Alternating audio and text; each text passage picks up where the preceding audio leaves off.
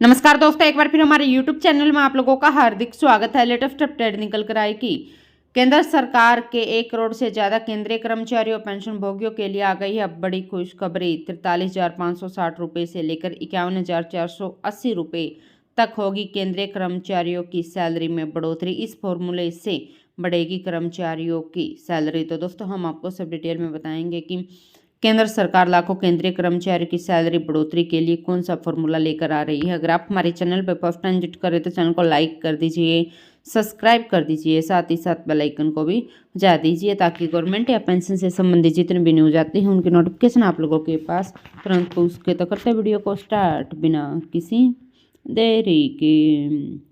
दोस्तों, केंद्रीय कर्मचारियों के लिए 8वें वेतन आयोग को मंजूरी के बाद अब 8वें वेतन आयोग के गठन का इंतजार है।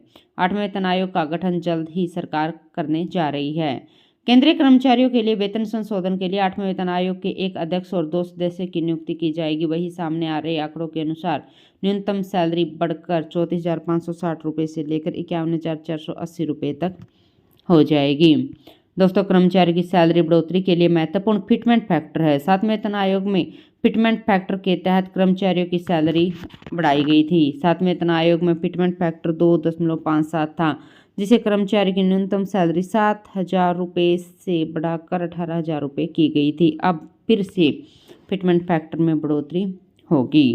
कर्मचारियों की सैलरी संशोधन करने के लिए 1.92 से 2.86 तक के फिटमेंट फैक्टर लगने का कयास लगाया जा रहा है। यह एक गुणनांक संख्या होती है जिसके अनुसार देखें तो कर्मचारियों की सैलरी कम से कम 34,560 रुपये तक पहुंच जाएगी। वही अधिकतम फिटमेंट फैक्टर को अगर देखें तो न्यूनतम बेसिक सैलरी 51,480 रुपये तक पहुंच जाएगी, यानी कि कम से कम 92% से और ज़्यादा से ज़्यादा 186% तक की बढ़ोतरी केंद्रीय कर्मचारियों के मूल वेतन में देखने को मिलेगी। दोस्तों, केंद्रीय कर्मचारियों की सैलरी को पिछले कई दशकों से प्रयोग किए जा रहे अक्योर्ड फॉर्मूले के तहत भी बढ़ाया जा सकता है। केंद्रीय कर्मचारियों की सैलरी बढ़ाने के लिए इस फॉर्मूले के तहत महंगाई और अन्य कारकों का आंकलन कर फिटमेंट फैक्टर जारी किया जाएगा। अब तक के आंकलन में फिटमेंट फैक्टर कम से कम 1.92 से 2.86 तक किए जाने का कयास है। दोस्तों, केंद्रीय कर्मचारियों के वेतनमान और पेंशन में संशोधन के लिए 8वें वेतन आयोग का जल्द गठन होगा, जिसके तहत कर्मचारियों की सैलरी और पेंशनर्स की पेंशन में तगड़ा इजाफा होगा। 7वें वेतन आयोग का कार्यकाल 2025 के लास्ट में खत्म हो जाएगा, जिसके बाद 1 जनवरी 2026 से केंद्रीय कर्मचारियों के लिए 8वां वेतन आयोग आ जाएगा, जिसका फायदा कम से कम 50 लाख केंद्रीय कर्मचारी और 65 लाख पेंशन भोगियों को होगा।